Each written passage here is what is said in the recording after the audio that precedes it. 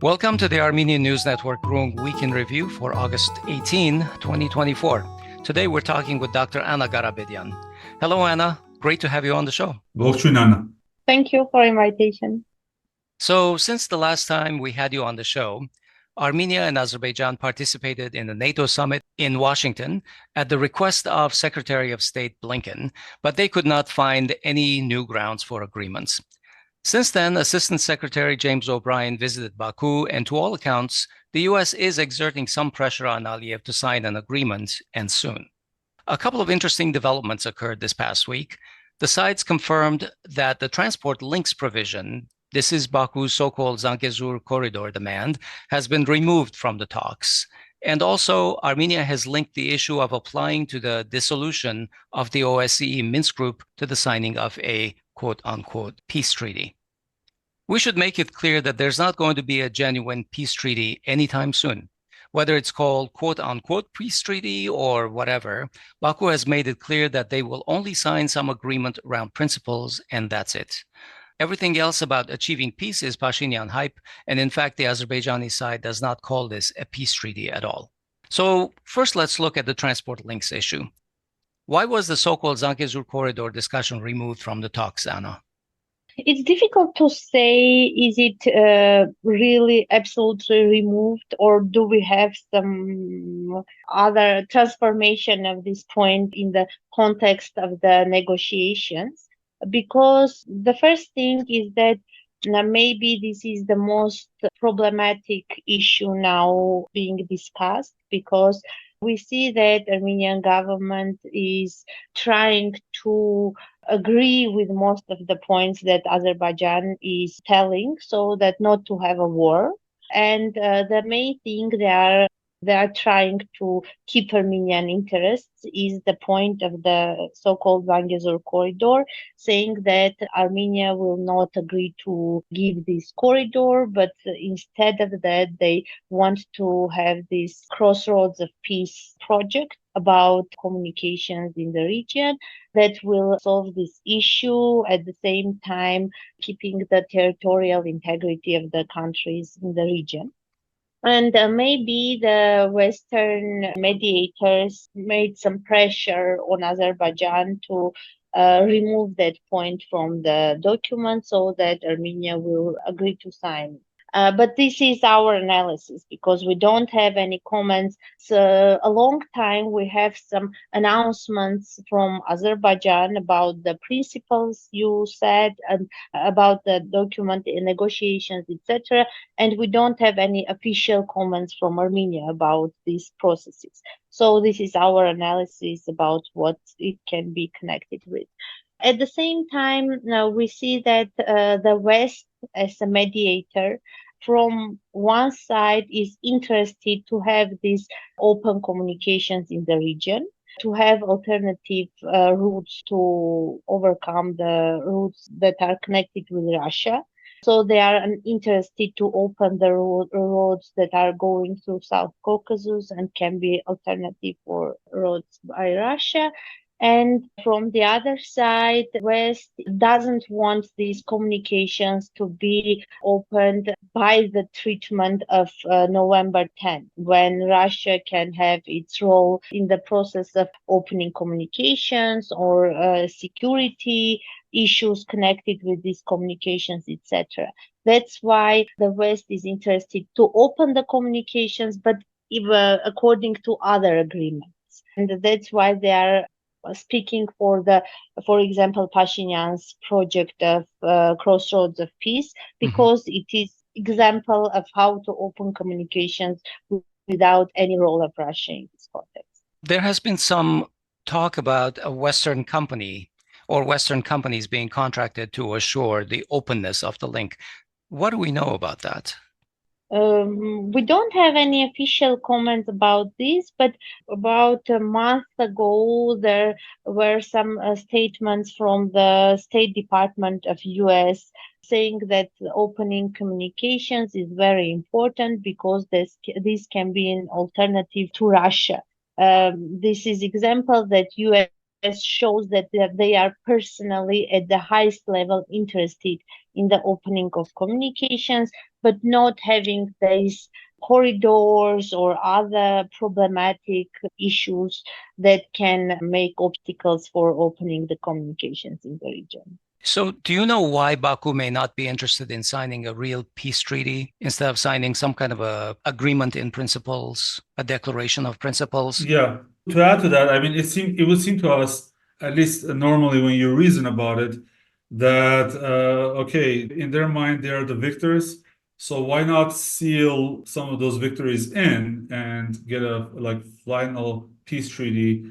It seems like Baku is interested in pushing the envelope more and more in terms of tensions, in terms of potential for future escalation. We have some kind of a difficult process that Baku is trying to get maximum from the process and not to sign the agreement, because the officials in Baku understand that when they sign the agreement, the game is finished. And but they are trying to get some dividends during this game. We see that they are speaking about this process with West and trying to get some dividends from West, because West not only pushes Azerbaijan to negotiate or to sign something, but also they are speaking with Azerbaijan. They are giving Azerbaijan something. And Aliyev has solved the most important issue for him. He is accepted for the West after making aggression towards the people of Artsakh and after starting a war. He didn't get any sanctions. He didn't have any problems after that, because West was interested to engage Azerbaijan in the negotiations, and they decided to close eyes and accept Aliyev and speak with him and have some processes that can engage Azerbaijan. And this is, of course, very important for Baku. From the other side, Baku has this dialogue with Russia. And for example, today's Putin's visit to Baku and his announcements and Azerbaijani officials' reactions saying that, yes, they agree to negotiate with the Russian mediation, and they think that agreements signed by Russian mediation are important, etc., etc. It shows that at the same time, Azerbaijan is trying to get some dividends also with Russia. And as long as these negotiations are continuing, Baku will try to get these dividends both from Russia and West. And we see that this process always gave Azerbaijan what they wanted, because if you see where the negotiations started and where they are now, Azerbaijan changed all the agenda and made it their dream agenda for today. At the same time, they have the parallel process that is going at the same time with negotiations, and they are getting from Armenia all they want. Now they try to push Armenia to change constitution. Now they try Armenia to push to apply to dissolve the Minsk Group and etc. And these issues will arise as long as Azerbaijan gets what it wants. So it shows us that yes, they are winners of the war, but at the same time, as long as the negotiations continue, they also have little victories in negotiations and in political process, and they solve all the problems, issues they have during this process, and they want to continue it as long as it is possible. And the signing of principles is the thing that will give Azerbaijan a chance to say to West that, see, you want some progress, I'm constructive, I sign something, and you have your results to show to the world. And at the same time, they will say to Moscow, you see, I didn't sign the peace agreement, I signed just some principles, and you still have a role to play in these negotiations, and we can continue this game. Anna, as you mentioned, Putin is in Baku for a 2-day visit. That was, I believe, yesterday and today. I'm not sure if it was going to continue or he's already on his way back. Besides this Russian mediation offer from Putin, what other points do you think were up for discussion in Baku between Aliyev and Putin that should be concerning to us? And in general, it seems like this is a big win for Aliyev to have Putin come to him, and especially not for like a few hour visit, but several day visit. And it seems like Putin brought with him the entire government of Russia. I think that it was important both for Moscow and for Baku this visit, because for Putin it was important to show to the world that they are accepted, they have friends, they have some processes of developing cooperation, and Azerbaijan is here gets some really important role, because from one side West is trying to involve Azerbaijan in the processes of finding some alternatives for example, Russian gas and some alternative communications, etc., and trying to involve Azerbaijan in anti-Russian processes. But at the same time, Russia is trying to show to the world that Azerbaijan is also their colleague, and they are cooperating, and they are signing some joint statements in this situation, etc., etc. And Baku is trying to get maximum from this situation. And coming to the announcements and processes made, we see that in the context of these meetings, Russia made two main statements connected with us. The first one was showing that Russia is interested to continue its mediation and to play a role in these negotiations. And the second one was the announcement of Lavrov about the communications, saying that the Armenian side is sabotaging opening communications, but Pashinyan signed the agreement and has something to do with these communications, etc., etc.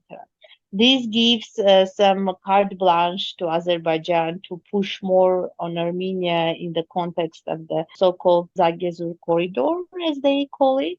But it's understandable why Russia does this, because of course in Moscow they understand well that Armenia is trying to play with West in the game of overcoming all the agreements that and processes that were started with Russia, and the communications is one of them. And this project of Crossroads of Peace is one this point that West is trying to help Armenia to push away Russia from the processes of opening the communications. And in Moscow they understand this well, and that's why Lavrov is speaking so hard in the context of this issue. And this shows us that now Russia is even not trying to be some calm with Armenia in this context, but they show that they are with Azerbaijan and they have some problems with Armenia, but they are still ready to play some mediation role. Honestly, I don't know what the value of the November 2020 agreement is that they keep bringing it up all the time. All they want out of it is the implementation of point 9 when points 1 through 8 are completely broken and unimplemented by the Russians and Azerbaijan. I see no value in discussing that document. Its time has passed. But I do find it interesting, though, how Armenians have always claimed that they are a bridge between the East and the West. And now Aliyev has succeeded in positioning himself as a friend to both Russia and the West, while Armenia is in the position of antagonizing one side for the other and finds itself completely irrelevant to the current times. But to continue with the show, Anna, Azerbaijan is continuing to demand changes to Armenia's constitution. Pashinyan's timetable to meet Aliyev's demands is 2027. Meanwhile, Armenia's parliamentary elections are scheduled for 2026, and this current ruling party is not very popular right now, and this government may or may not continue in power beyond 2026. What sort of promises can be made for 2027 if this current government is not re-elected? Can they make such commitments on behalf of a democratically elected future government? This is really very interesting question, but the thing is that you are watching the issue from another aspect from what it can be truly, because I think, in my opinion, these dates show us that Not Pashinyan doesn't know will he continue to be in power or not, but he's trying to make him useful and important for external players, for example, for West, for mediators, etc., to keep the power in Armenia. So as long as these processes continue, Pashinyan still has a role to play. And we say that Azerbaijan is not interested to sign agreement quickly. At the same time, Pashinyan also personally isn't interested to sign this agreement quickly, because as long as he's in power, as long these processes are continuing, he is an important player for the West, because he's predictable for them, and he has some processes that he started with them, and he must continue. So I think that from one side, he doesn't want to make very unpopular new steps before the elections, because everyone understands that this referendum will be some kind of a referendum of he must change a constitution by referendum, and this referendum can be also some vote for or against his government, and he doesn't want to have this before elections. And at the same time, when he wins the elections, if he wins, it will show that most of the population agrees with his policy, and he can continue this policy and also change the constitution in the future.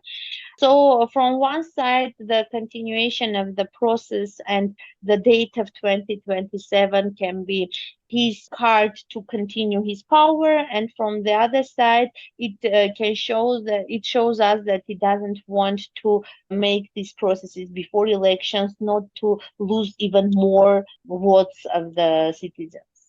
So it actually plays right into Aliyev's desire to prolong the game.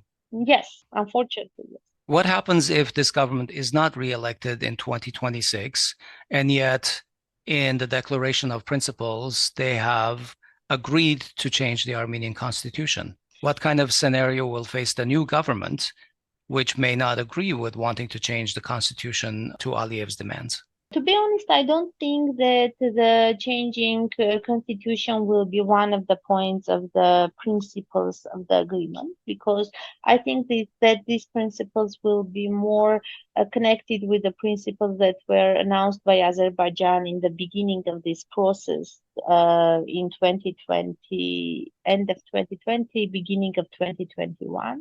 If I'm not maybe the beginning the of 5 principles that 2021. they published, yeah. Yes, and this can be a point of their oral agreements or promises of Pashinyan. But I think that if Pashinyan is not elected, and if we have a new government, and if to that point we will not have a signed agreement but some principles, that will give a chance to Armenia to renegotiate something and to change the processes and to change the logic of the process, because I don't think that Armenia can have a new government that will agree to continue this policy that is ruining our country and the future of our country. So I think that that will be a great scenario for Armenia if the peace agreement will not be signed before the new elections, and we will have a new government that will change the process and not sign this agreement the way it is now. But I'm not very hopeful to this scenario. Let's look at the Minsk Group issue. As we said, Aliyev has demanded that both Armenia and Azerbaijan together apply to the OSCE in order to dissolve the Minsk Group. Armenia has said that that this can be done in the context of signing a so-called peace treaty. Meanwhile, the US also recently indicated that they may be open to the dissolution of the OSCE Minsk Group by saying that they're essentially ready to work with the sides in whatever format possible. I think in the past, or if US really wanted the OSCE Minsk Group to stay, they would say that they would use stronger language to dissuade the sides against dissolving it. So what is the significance of dissolving the OSCE Minsk Group? which is currently the internationally agreed upon platform for resolving the Artsakh conflict. And if Aliyev essentially claims that he has solved the Karabakh or Artsakh issue, why is this issue still open? Why is it still on the agenda? I think, as I understand the process, Azerbaijan is trying to have as more guarantees of not coming back to the Karabakh issue as it is possible. Now they try not to sign agreement as soon as possible to prolong this process of negotiations, but at the same time they are trying to get some guarantees that even without agreement, Armenia will not have a chance to come back to the Karabakh issue and to arising some issues connected with the status of Karabakh, with the rights of people of Karabakh, etc., etc. And the dissolving of the Minsk Group will mean that when Armenia and Azerbaijan together apply to dissolve the Minsk Group, that means that they both agree that the issue is closed and they are not going to return to the negotiations on the issues connected with Karabakh. If OSCE as an organization agrees with that and dissolves the Minsk Group, that means that they also agree that the issue is closed and that international organizations and the world doesn't have anything to do with Karabakh anymore. This is what Baku really wants. They want the world to say, yes, Karabakh issue is closed. And this will be a very important step for them. And they are trying to push Armenia to do this with them. That will be very important. It is the same logic when they are trying to push Armenia to change constitution, because changing constitution will be something not done by the government, but done by the people. And even a new government coming, but having new constitution that was voted and accepted by the population of the country, no one new government can say, okay, it was Pashinyan who did it, and we don't agree with that, and we are having a new policy. They will say, okay, your population agreed with that. And the same logic is here connected to the dissolving Minsk Group, because dissolving the Minsk Group, that means that this issue doesn't exist anymore. That's why they are trying to do this. We see that they are trying to do everything to close forever the issue of the Karabakh, but at the same time, not to sign agreement and not to say, okay, we don't have any problems with Armenia anymore. Because as long as they have some process, they have some possibilities to push Armenia to agree to a new topics and issues they want. Do you believe that as it stands, the Armenian government has the right essentially to surrender the cause of Artsakh for future generations? What gives them the right? And I think that we saw some movements, right, that sprouted up. For instance, the Hayakve movement, although I don't know how appropriate it is to or how achievable it is to essentially go to do a referendum and force a law on the government, because it can be quite effectively shut down by the government due to their sort of campaign power. But what do you think the opposition and the people of Armenia should do in order to send a message that essentially Pashinyan doesn't have the right to surrender the cause of Artsakh? Not just the cause of Artsakh, but the rights of the people, even if we will sort of lower the bar by ourselves, the right of people to security and to live in the lands of their forefathers. Of course, this government doesn't have a law to do this, but unfortunately, our population is not consolidating to say that you don't have a law to do this. And as long as population doesn't do this, that means that doesn't mean, but that is commented like it means that population agrees with the policy that is done by this government, and they agree with what Pashinyan says or does.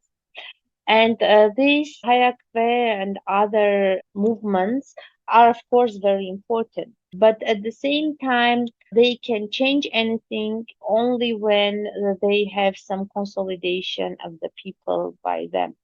If people doesn't consolidate, if opposition and not only political parties, because we saw that the Serpazar movement had very high consolidation of political parties and political leaders, and we can say the political elite was some kind of consolidated, but at the same time the population didn't consolidate as much as it was needed to have some change in the country and in the policy.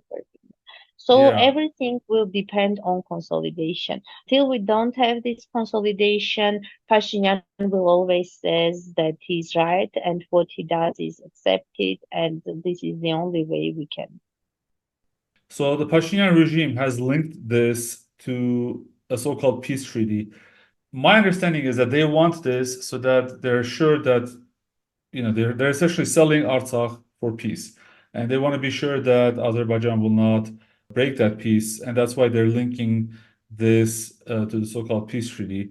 My question is, does any piece of paper guarantee security like they claim? And second, do you think that they will actually link it to the final so-called treaty, or will they agree with this OSCE Minsk Group demand simply, let's say, this November when they go to sign the framework agreement or the principles agreement?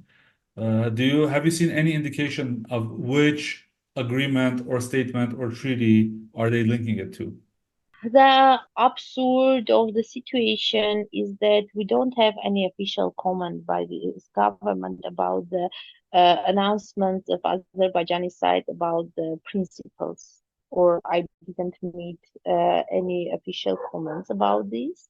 But these statements were made by Aliyev and by other high officials of Azerbaijan that shows that this process is really going on, and again we have something that is going on by the other side of the closed doors, and one day we'll have the consequences of this, and we will face this situation when everything is already decided and we only have the situation you will agree with this or you will have a new war. Do you have war? You don't want war? That means that you must agree to what we are doing. And this is what they are doing for a long time. And I cannot say what they are going to sign now, but I'm sure that even Pashinyan understands very well that even signing these principles or even signing the agreement doesn't give any guarantee of peace, because they had the Treaty of November 10 and situation changed every day, and every day Azerbaijan had some decided to want some new territories, decided to get Artsakh, decided to solve all issues they wanted. Just saying you will have a new war or you'll do the way we want. And I'm not sure that if they have a new agreement, they will stop doing this, because always they will say that, okay, we are stronger and we will do what we want. And having signed this agreement doesn't mean that Azerbaijan will say, okay, now you are our friend and will not have any conflict anymore and we are going to be very peaceful neighbors later. No, of course not, because nothing gives guarantee to Armenia. And Pashinyan understands this very well, because he by himself announced that we need peace, but not peace agreement, not only peace agreement, but real peace. And even we are not sure that signing this agreement will have peace, but we will must do anything we can so that we will later say that we were constructive and we did everything. So we have a very simple example of this. When EU mission in Armenia was being established, they said that it is to get some guarantees of peace on our Security, borders, right. security, and not having any new accidents on borders, and this will solve this issue, etc., etc. But only after some months, Armenian government says that no, it's not enough.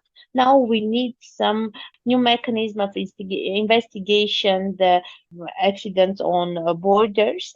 And EU says, yes, we agree with this, and this is very good initiative, etc., etc. It shows that the EU mission doesn't solve this issue, and new mechanisms are needed. The same situation we can have with this agreement, when we sign the agreement and then say, okay, we have this agreement, but it's not enough, and we need some new mechanisms, new agreements, or something new to have the guarantee of peace. Until Azerbaijan changes its policy, until Armenia has normal government that will respect our interests and try to defend our interests, this situation will not change, because Aliyev understands well that this is a historical chance for him to get everything he wants, and he will not stop until it's possible to get some new things. Anna, Azerbaijan is officially sponsoring and endorsing this concept of, quote, Western Azerbaijan, unquote. They claim to have lists of hundreds of thousands of people ready to go to Armenia. Meanwhile, no effort like that, and we mean no systematic cataloging of hundreds of thousands of Armenian refugees from Baku, Sumgait, and the other cities outside of Artsakh, appears to be done on the Armenian side. To me, it seems like Aliyev is concocting all of this and hyping this propaganda about the return of Azeris to Western Azerbaijan, essentially as a negotiation topic to help him reject the repatriation of Armenians back to Artsakh. Because when Armenia doesn't talk about the Artsakhi return, then the topic goes away. When the repatriation of Armenians back to Artsakh comes up, then the repatriation of Western Azerbaijan suddenly gains in salience.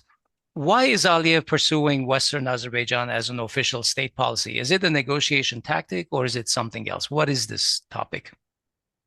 I agree with you that it can be a negotiation topic, but not only, unfortunately, because if you remember in 2019, if I'm not mistaken, Azerbaijan activated the so-called Azerbaijani community of Nagorno-Karabakh, and they gave it a new status, and the leader of this organization was MP of their parliament, and he was having some meetings with ambassadors of the Minsk Group co-chair countries, etc., etc., and he upgraded the status of this Azerbaijani community of Nagorno-Karabakh, and we saw that in the statements of the Minsk Group co-chairs, they were figurating more and more frequently, and we saw that the co-chairs started to have some equal attention to them and to Artsakh. So this is the policy of Azerbaijan, to start something that at the first sight it seems like something not serious and something that the world will not take into consideration, but they continue it very accurately, and as a result they use this when they need this instrument. And we have the same situation with so-called Western Azerbaijan, because when they started this process, everything was like laughing, saying, okay, what you are speaking about. And you say that they speak about this loudly when we speak about the rights of Armenians of Artsakh, but at the same time, as we see the newsfeed of Azerbaijani media, we see that they are very active, and every day they are doing something to remind the world about them. They write some letters, they make announcements, they are opening some organizations, and the process is going on. And Azerbaijan will use this instrument against Armenia. The problem of the situation is that from one side is that Armenia doesn't doing the same, because as long as we don't do the same, Azerbaijan tries to say that this Azerbaijani community of Armenia is equal to Armenians of Artsakh. But well, no, I was just going to ask not. you about this. Why doesn't Armenia link this Western Azerbaijani issue to the repatriation of Azerbaijani Armenians back to Baku and Sumgait? I can ask the same question, why they are not doing this? Because if they do this, and if Aliyev had an idea that Pashinyan maybe will do this, they will not speak about the Western Azerbaijan, because Absolutely the right. numbers of the people who have the rights to repatriate to Baku, Sumgait, and to other cities of Azerbaijan is much bigger than the number of people who can have some rights to come back to Armenia. Hmm. And this shows us that maybe Pashinyan and Aliyev have some agreement that Pashinyan will not do this. If they don't have this agreement, Aliyev will never speak about this, because they know very well that they are not gaining this anything in this situation when they speak about the rights of. I think that's a really important issue, because it also leads me to ask, why doesn't Armenia link the dissolution of the Minsk Group to the repatriation of the 150,000 Armenians back to their lands in Artsakh? What is the right mechanism to get Artsakhis back on their homeland? This government is not doing this because they want to close forever the issue of Artsakh. I say this with big pain, because it's very painful, really, when you understand that your government is not trying to defend the rights of these people to return to their homes, but is trying to push them to do anything not to have rights to in the future, to have some idea of going back to their home, or right to say they have some rights to Artsakh or to everything they left there. Because they do everything to push these people to become the citizens of Armenia, to have the same passports as the citizens of Armenia, and even the humanitarian programs that were started for the people of Artsakh. Pashinyan started to speak about that it's not fair that these programs are only for the people of Artsakh. These programs must be for citizens of Armenia, and the Armenians of Artsakh must become citizens of Armenia, and all Armenians must have the same rule to get something from these programs. And Right. it shows that they are doing everything to integrate as quickly as possible these people in society, not only to integrate as people, but also to change the legal framework of their living in Armenia, so that they will not have a legal right to speak about returning to Artsakh, or their rights of repatriation, compensation, etc., etc. Anna, but why? Why, for instance, you're saying that they want to close the issue forever. What is their motivation? Is it they truly feel that Armenia will be more secure? I mean, what isn't a leader of Armenia also someone who should look after the rights of Armenians elsewhere? But I just want to understand what the motivation is for Pashinyan for doing this. The leader of Armenia must be the one who must be the defender of the rights of Armenians, of all Armenians, etc. But today's leader of Armenia, the policy of the leader of Armenia shows us that we have a leader who first does everything that Aliyev wants. And Aliyev doesn't want Armenians to come back to Artsakh, or to have any rights to speak about coming back or getting some compensation, etc., etc. Is the person who has the feeling, and I think always had the feeling, that we must as quickly as possible close the issue of Artsakh to live in prosperity and happiness. And also, all the tragedy we had with Artsakh is connected with his years of power, and he wants this issue to close as early as possible, not to come back to all that problems. We see that he doesn't speak about the rights of people to return to their homes. He doesn't speak about people who are today in Baku's jails and their rights, and he doesn't speak about it in some international platforms, in his statements. He tries not to speak about anything that is connected with Artsakh, with people of Artsakh, and he only tries to show that he's giving money to these people, and these people must, as quickly as possible, integrate to Armenian society, become Armenian citizens, and we must close the issue and don't have any problem with our neighbors anymore, because we must be very constructive and we must not make new problems for the region and for his lovely partners in Turkey and Azerbaijan.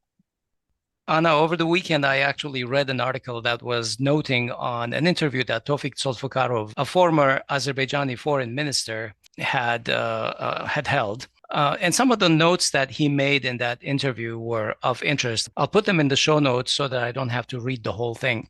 But 2 points stuck out for me. First of all, he said, borders should be determined based on all maps from 1920 until the collapse of the Soviet Union. And second, he said that another track that is being formed in the discussions is about humanitarian issues. For example, quote, let's give up on international courts from mutual claims, unquote.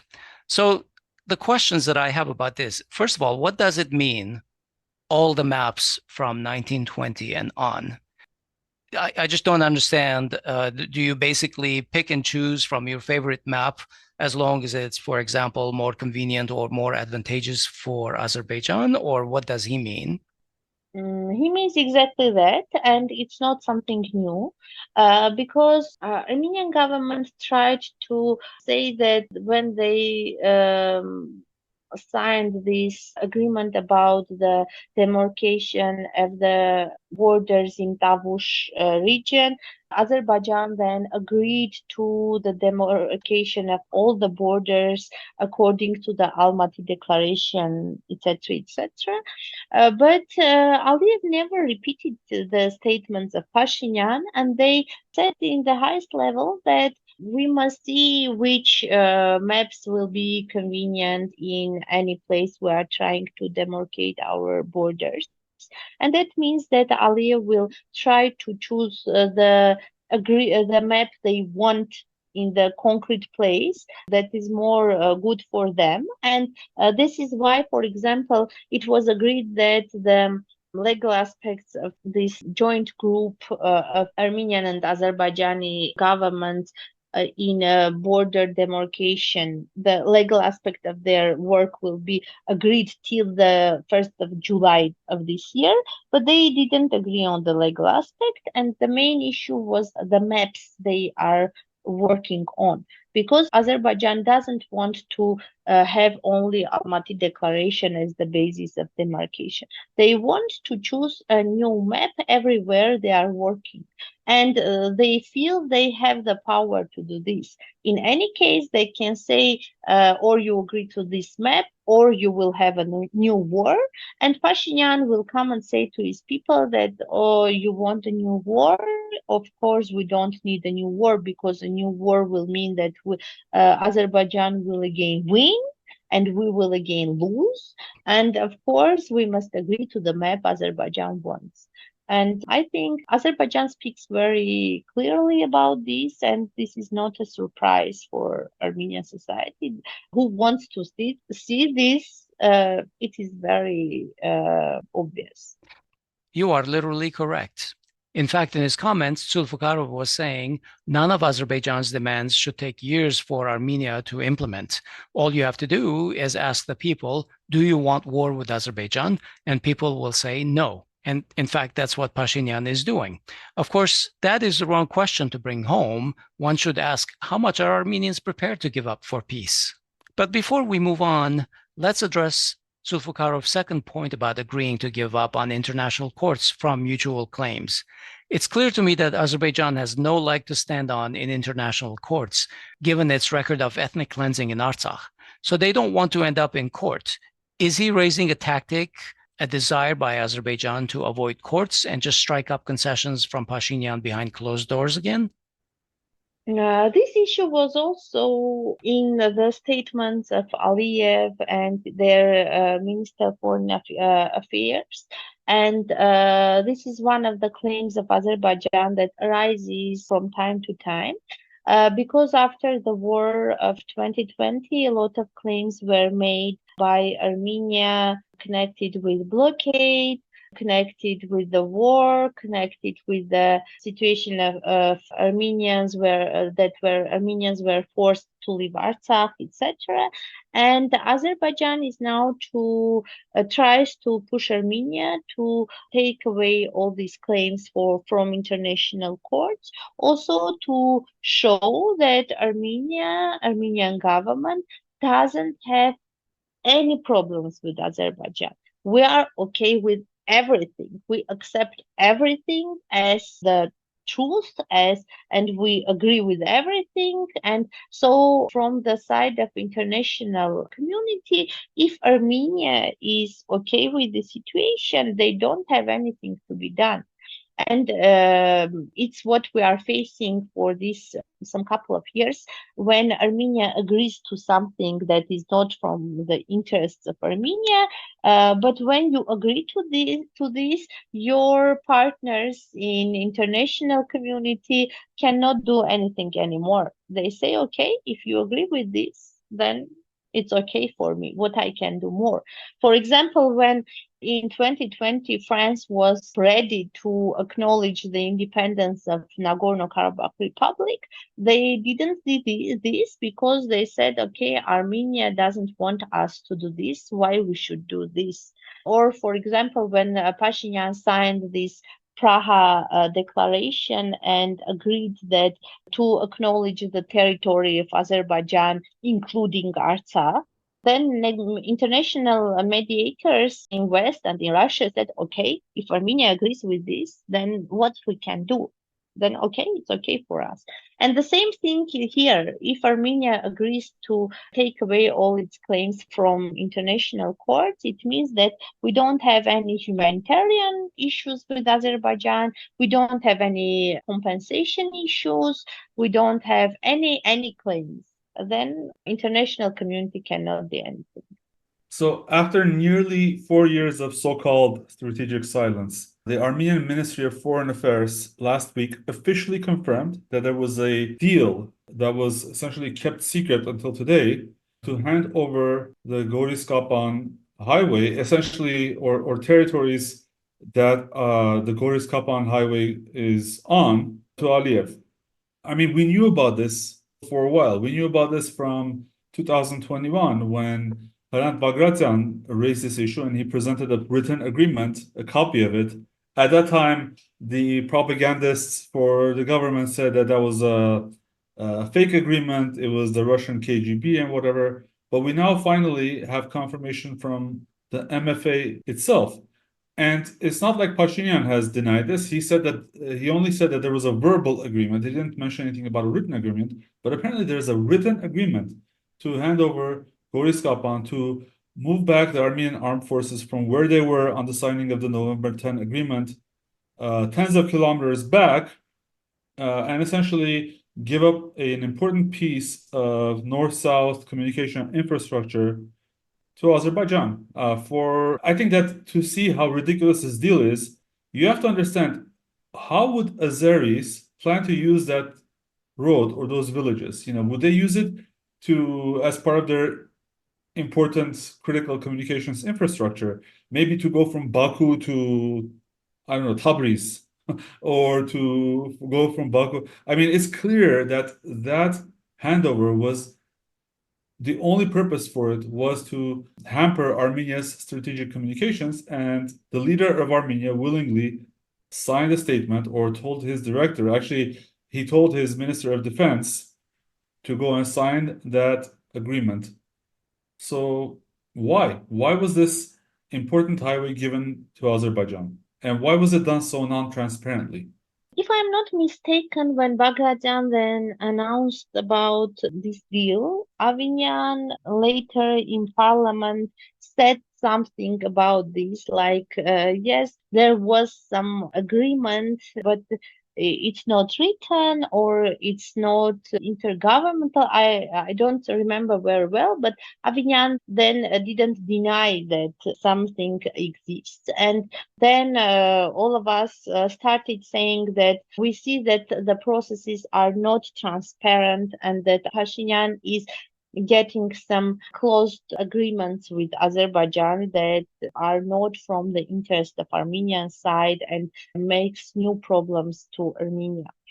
And this was the beginning of the process, and this was shocking. If you remember, also in December of 2020, this was in Syunik when he gave the first territories in Syunik, and Azerbaijani soldiers came so close to Kapan. And he announced that it was done for the security of Syunik region. And this agreement also then was announced that it is not making new problems for Armenia, and it is for the security of Syunik region and people living there, etc., etc. But as a fact, it was only the beginning of the process and the policy of Pashinyan of agreeing to any claim of Azerbaijan, only not to have a new war, only not to have a new escalation. And if to be some kind of naive and think that then they didn't understand that it's not a way to solve issues, we can say that then they agreed, hoping that Azerbaijan will stop there and we will not have new problems and new escalation in the region, etc., etc. But later, the situation showed that Azerbaijan, even starting from these agreements, understood that this tool works and it is possible to claim something new and make Armenian government to agree to give this, only not to have a new war and not to have a new escalation. And Azerbaijan started from this point to get control on Armenian roads. And the same thing we now have in Tavush when they got the control on very important road for Armenia, and Armenia is now trying to build some new road, and the same thing was in Syunik. Bypassing, yes. When they started to build some new roads that will overcome these territories. And in fact, a similar issue is festering right now in the border discussions. The Armenian government is not being communicative or transparent or even honest with the Armenian people, I think. So we do not know what verbal or written agreements exist. As you mentioned, as part of these villages, we see that Azerbaijan is demanding, for instance, the enclaves, whether that's Tigranashen or the Sofulu Barkhudarlu enclaves in Tavush and other villages. So this past week, Azerbaijan accused Armenia of firing from its positions in Tigranashen and Kajaran towards Azerbaijani outposts. Tigranashen is one of the enclaves that they claim. Armenia has denied all these accusations, but the locations, as we said, are significant. And a similar pattern preceded before the handover of Kirans, where Azerbaijan made threats like for a week or so that where Azerbaijan essentially made these accusations that Armenians were firing and then made some threats, and Pashinyan used those threats and to say that if you don't give these villages, then by the end of the week, and he actually said, within 1 week, there'll be war. So are we going to expect similar language? Like if we don't give Tigranashen, then there will be war. And I should add that Tigranashen is sitting on the western side of Armenia, the other major communication artery between Iran and north-south communication artery. Besides Goris Kapan, that's the other major one that's at threat here.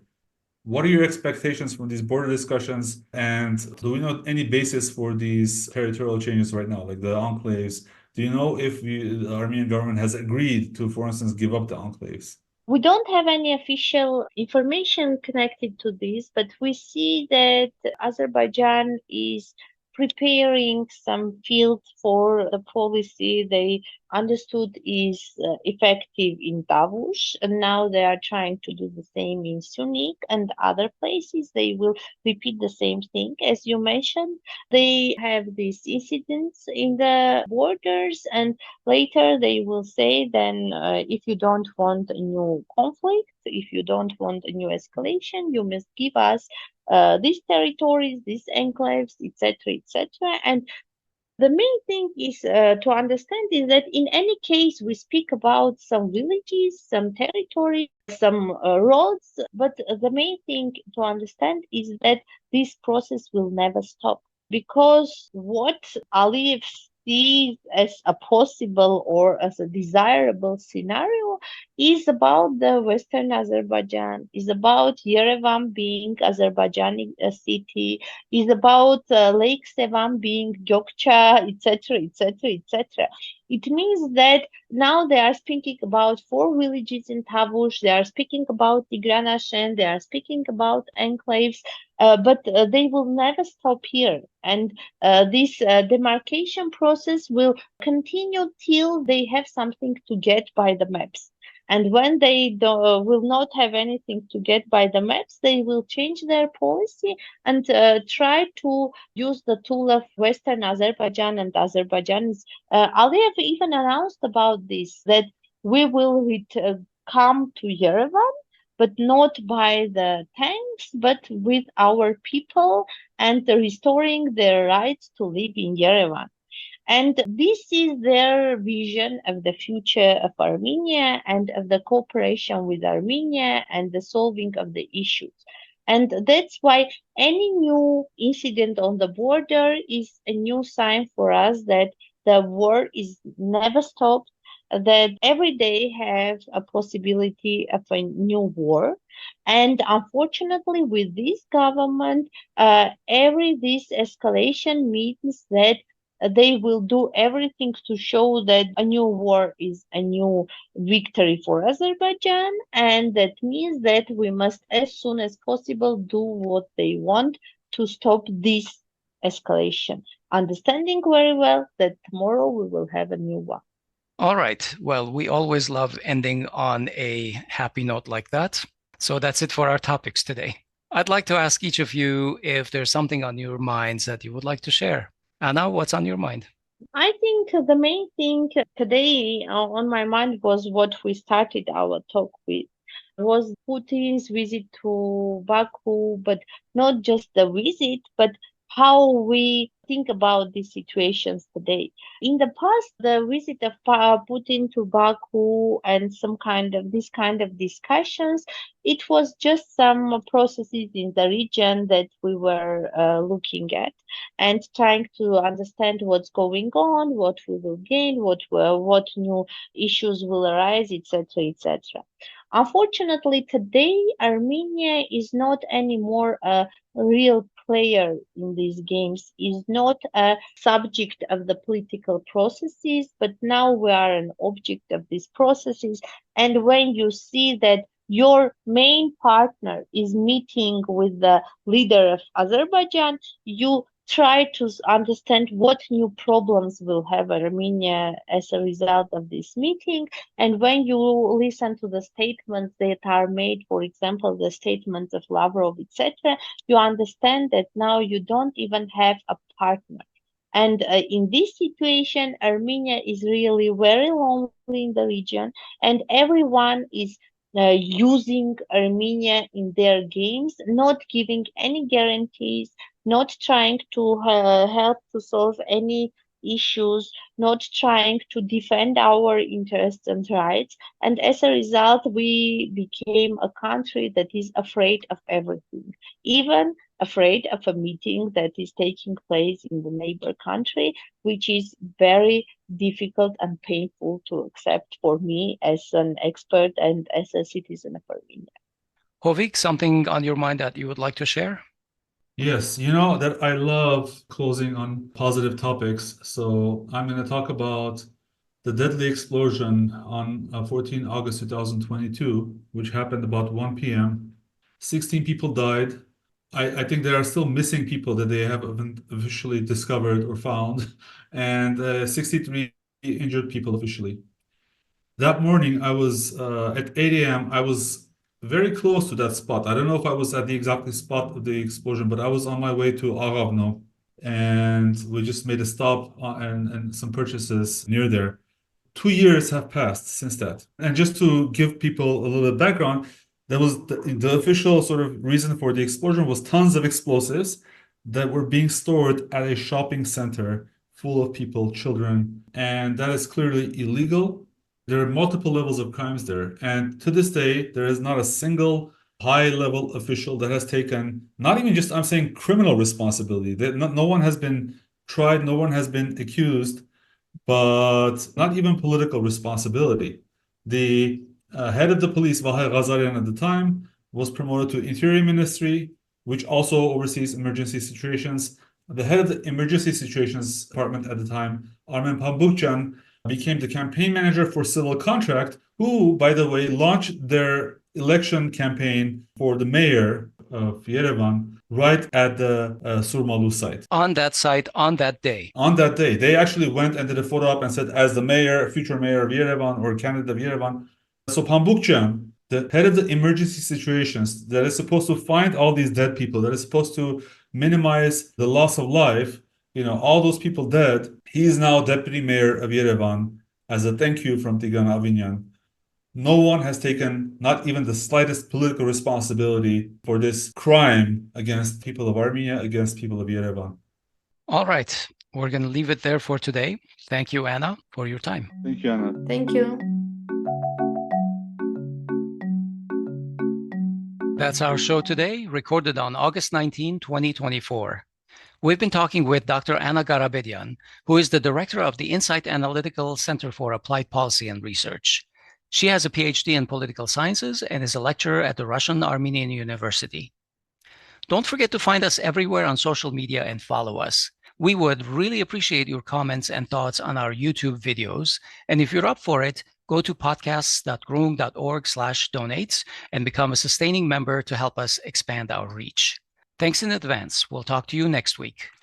I'm Asbed Bedrossian. And this is Hovik Manucharyan. Please follow us on social media and follow us everywhere you get your Armenian news. The links are in the show notes. Thanks for listening. We'll talk to you soon.